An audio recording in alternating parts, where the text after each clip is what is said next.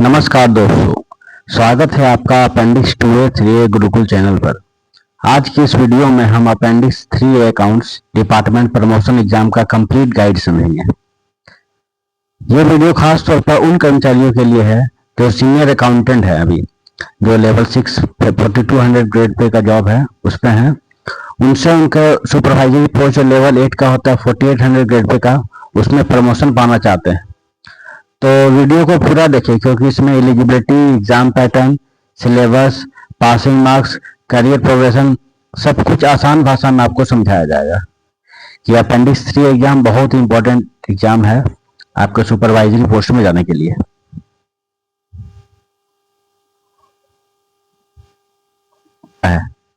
Appendix 3 exam एक departmental qualifying exam है जो अकाउंट्स डिपार्टमेंट में सुपरवाइजरी प्रमोशन एग्जाम के रूप में लिया जाता है। इस परीक्षा को क्वालिफाई करने के बाद आप तीन डिफरेंट पोस्ट में आप ज्वाइन कर सकते हैं। एक आता है आपका सीनियर सेक्शन ऑफिसर,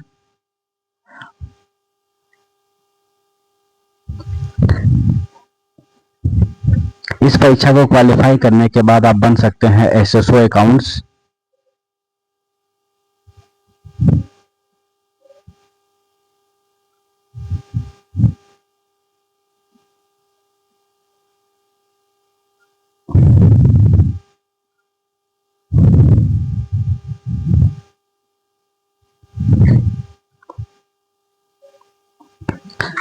इस परीक्षा को क्वालिफाई करने के बाद आप बन सकते हैं एसओसो अकाउंट्स, ठीक है, ये वाला एसएसओ ट्रैफिक इंस्पेक्टर, तो ये बन सकते हैं।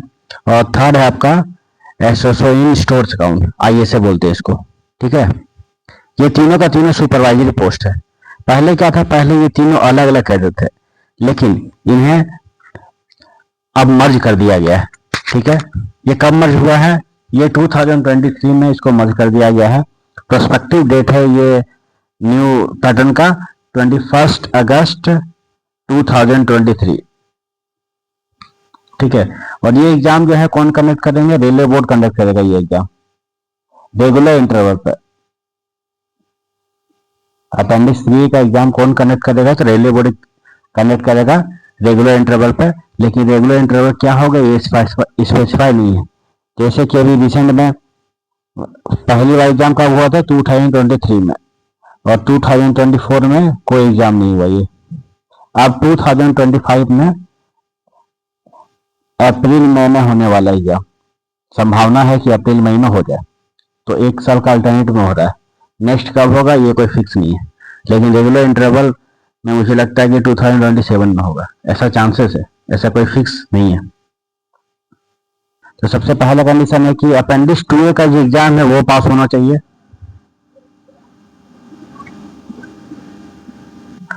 दूसरा, उनका 5 साल का सर्विस रेलवे में कंप्लीट हो गया और वो एक परमानेंट एम्प्लॉय हो चुके हो, प्रोबेशनरी पीरियड नहीं हो। 5 साल की सेवा के बाद, ठीक है। और अगर आप ग्रेजुएट हैं तो आपका 3 साल का सर्विस होना अनिवार्य है। अगर 3 साल का सर्विस आपका पूरा हो गया है और अपेंडिक्स 2A पास एग्जाम हो चुके हैं तो आप अपेंडिक्स 3A के एग्जाम में आप एलिजिबल हो बैठने के लिए, ठीक है। ये हुआ एलिजिबिलिटी क्राइटेरिया।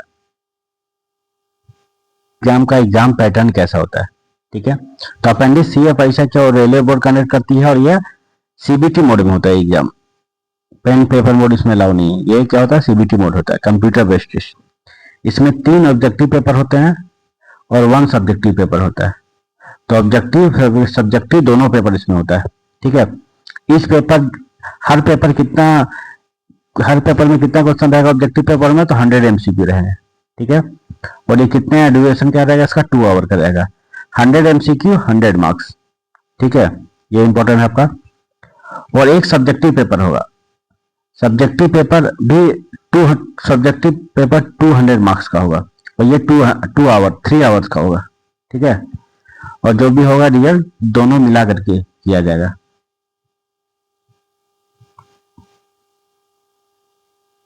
सब्जेक्टिव पेपर है ये कब चेक होगा, जब आप तीनों पेपर में क्वालिफाई होंगे तब जाके ही डिस्क्रिप्टिव सब्जेक्टिव पेपर चेक हो। ये सबसे इंपॉर्टेंट है कि अगर 3 तीन का तीन पेपर में क्वालिफाई होना मस्ट है, क्वालिफाई मस्ट होना है, मस्ट है एकदम, तब जाकर के आपका सब्जेक्टिव पेपर चेक होगा।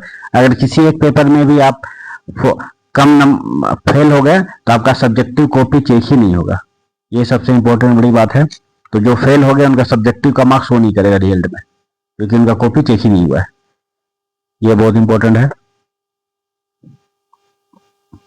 अब है कि तीनों पेपर में क्या क्वेश्चन पूछे जाएंगे।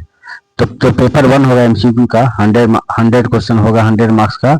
इसमें क्या क्या क्वेश्चन आएंगे, ठीक है। इसमें आएंगे पहले बुक्स एंड बजट से क्वेश्चन पूछा जाएगा, बुक कीपिंग रहेगा, स्टैब्लिशमेंट से आएगा क्वेश्चन, स्टैब्लिशमेंट में इंक्लूडिंग पेंशन, एनपीएस, पीएफ, ये सारे के सारे आएंगे। और जीआरपी लेबर लॉ भी आएंगे, और एसोसिएट फाइनेंस भी से रिलेटेड आएंगे, ठीक है।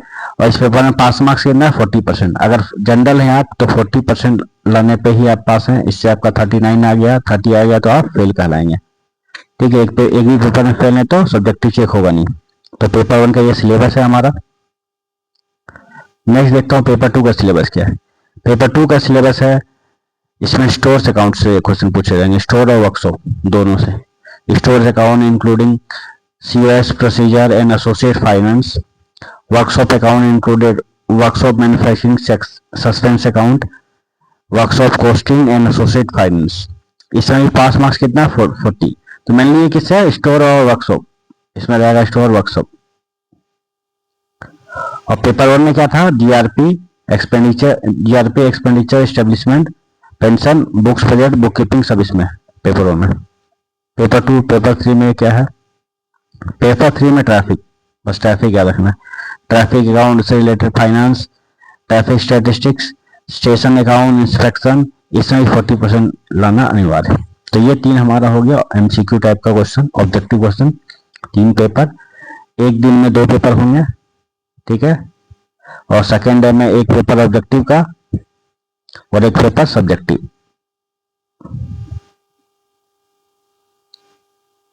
ठीक है। 2 दिन आपका एग्जाम चलेगा। सब्जेक्टिव पेपर का सिलेबस क्या है, सब्जेक्टिव पेपर में पहले तो जनरल ऐसे रहेंगे, ठीक है, ऐसे लिखना होगा, लेटर एंड प्रिसाइज रहेगा, और एक क्वेश्चन राजभाषा से रहेगा ही रहेगा, कंपलसरी क्वेश्चन, वो एकदम कंपलसरी है, उसको आप नेगलेक्ट नहीं कर सकते, उसको बनाना ही बनाना। और बाकी आपका सेकंड पार्ट में एडवांस बुक कीपिंग से क्वेश्चन रहेगा, न्यूमेरिकल क्वेश्चन, बैलेंस शीट बनाने के लिए आएगा, बैलेंस शीट आएगा आपका, बीआरएस, ये सब आ सकता है आपका आएगा। और फिर है आपका practical aspect of finance and accounts, approaching the finance and account case, comprehending the issue and conclusion arrive thereby. ये हमारा सिलेबस है। इसमें कैलकुलेटर अलाउ रहेगा सब्जेक्टिव पेपर में, ठीक है, क्योंकि आपका एनालिटिकल एबिलिटी भी जज होगा इससे, इसलिए आपका कैलकुलेटर अलाउ है इसमें। और डिस्क्रिप्टिव पेपर है, इसमें भी 40% मार्क्स लाना अनिवार्य है, ठीक है। ये लिखा हुआ descriptive paper will be corrected subject to the qualifying of objective paper, pass mark 40%। ये सब्जेक्टिव पेपर का सिलेबस रहा। तो हम लोग इतना सारा सिलेबस जानिए, 4 पेपर होता है हम लोग का। नेक्स्ट देखते हैं कि हमारा इसमें पासिंग मार्क्स क्या है, 3A में पास करने के लिए क्या मार्क्स लाना, ये तो बता ही दिए हैं कि इंडिविजुअल पेपर अगर है तो 40%, मतलब कि 100 क्वेश्चन का है तो 40 मार्क्स लाना अनिवार्य है। 40 मार्क्स लाने से आप पास कर लोगे। और SC ST PWD है तो 30% मार्क्स लाना अनिवार्य है। और एग्रीगेट तीनों सब मिला करके, चारों पर मिला के 40% में ही पास होगा। अगर सब में 40 लाए हैं तो आप पास नहीं होंगे। एग्रीगेट 45% होना जरूरी है, और इसमें में भी 35% लाना होगा अगर इसमें 30% है। तो the combined mark of objective and subjective paper will determine the position of candidate in the merit list. Merit list में आपको ऑब्जेक्टिव और सब्जेक्टिव दोनों डिपेंड करेगा, तो दोनों में अच्छा स्कोर करने का कोशिश करना होगा इसमें, ठीक है। तो ये हमारा पासिंग मार्क्स हो गया। There will be no cap on the maximum number of attempts to appear in the appendix 3 exam। मतलब appendix 3 में आपके अटेम्प्ट का कोई लिमिट नहीं है, नो लिमिट। अटेम्प्ट का कितना अटेम्प्ट दे सकते हो कोई लिमिट नहीं है। री एवेल्यूशन अलाउ नहीं है, रीवैल्यूएशन नॉट अलाउ, इसमें लिखा हुआ है नो प्रोविजन फॉर रीवैल्यूएशन और रीअसेसमेंट। हाँ, अगर कुछ टोटली में कुछ मिस्टेक हुआ तो वो हो सकता है, वो परमिसेबल है। अर्थमेटिक मिस्टेक परमिसेबल है। और जो कॉपी होगा उसको 6 मंथ तक इसको आप रखा जाएगा। 6 मंथ में आप आरटीआई करके मांग सकते हैं कॉपी अगर चाहें तो, और 6 मंथ के बाद विजिलेंस क्लियरेंस मिल गया तो ये इसको डिस्ट्रॉय कर दिया जाएगा, कॉपी का कोई रहेगा नहीं।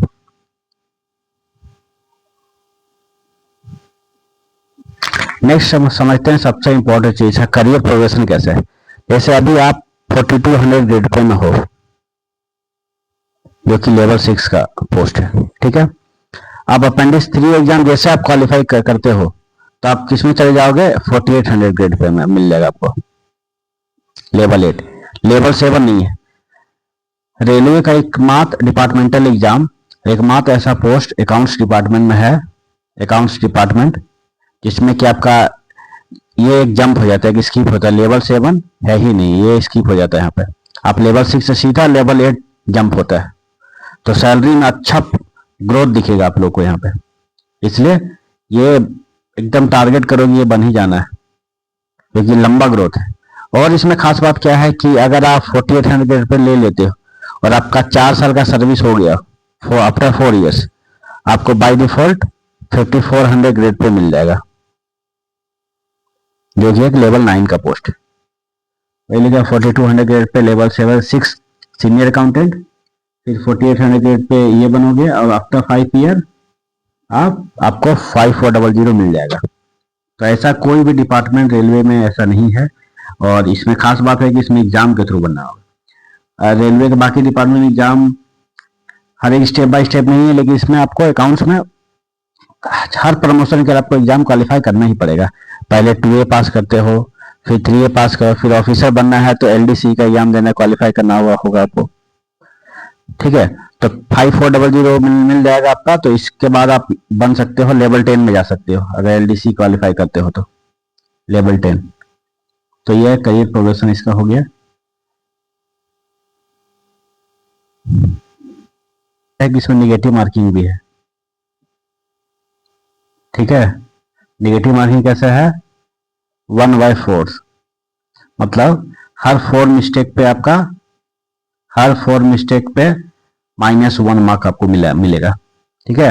0.25 मार्क्स डिडक्ट हो जाएगा हर एक रॉन्ग आंसर पे। तो ये भी याद रखना आप लोगों को, ध्यान में रखते हुए इसको तो ये ध्यान में रखते हुए आपको एग्जाम को अटेम्प्ट करना है।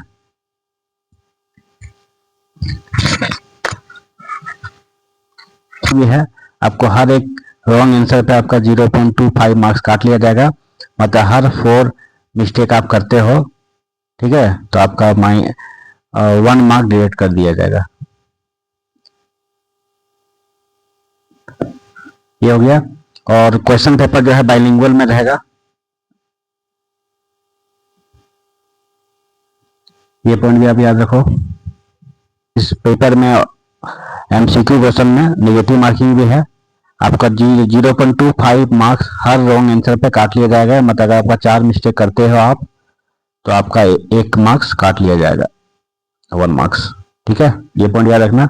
और क्वेश्चन भी बाइलिंगुअल रहेगा, तो आपको ऐसा लैंग्वेज का प्रॉब्लम नहीं होगा।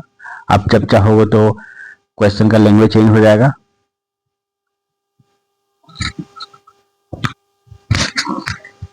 और इस जो कैडर मर्ज हुआ, इसका एक पॉइंट और इंपॉर्टेंट पॉइंट छूट गया है। कैडर जो मर्ज हुआ उसका एक इंपॉर्टेंट बात जो मैं बताना भूल गया कि 4 साल के बाद ये रोटेशन होगा। 4 साल के बाद रोटेशन होगा। अगर रोटेशन का ये मतलब है कि अगर आप अभी एसओ हैं, SSO बने हैं अकाउंट्स में, ठीक है, तो आपको चेंज कर दिया जाएगा। 4 साल के बाद हो सकता है TIE बनाएगा या फिर आपको ISA बना देगा, ठीक है। तो हर 4 साल में आपको रोटेट करते जाएगा ताकि आपको हर फील्ड का आपको नॉलेज हो। इसके लिए रोटेशन नियम लागू हुआ, पहले ऐसा नहीं था। पहले आप अगर 3A क्वालिफाई करने के बाद SSO अकाउंट्स बनते हो तो आपका इसी में आप रिटायर कर जाओगे, अगर आपको आप ऑफिसर नहीं बने तो। TIA हो तो TIA में ही रहोगे, ISA है तो ISA में, लेकिन आप 4 साल में रोटेट करते जाएगा, ठीक है। ये थोड़ा सा बदलाव आया है इस बार का पैटर्न में।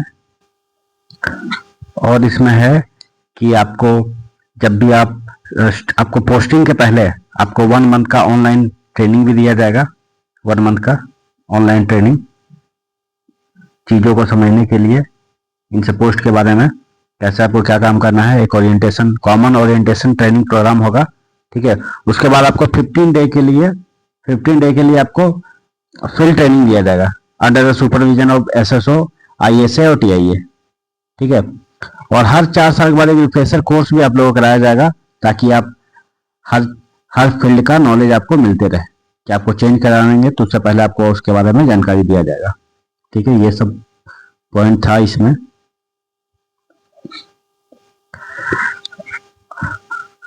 अगर आप अकाउंट्स डिपार्टमेंट में ग्रोथ चाहते हो तो अपेंडिक्स 3 एग्जाम एक गोल्डन अपॉर्चुनिटी है। सही strategy, powers, proper syllabus and coverage और प्रैक्टिस से आप ये एग्जाम डेफिनेटली क्लियर किया जा सकता है, ठीक है।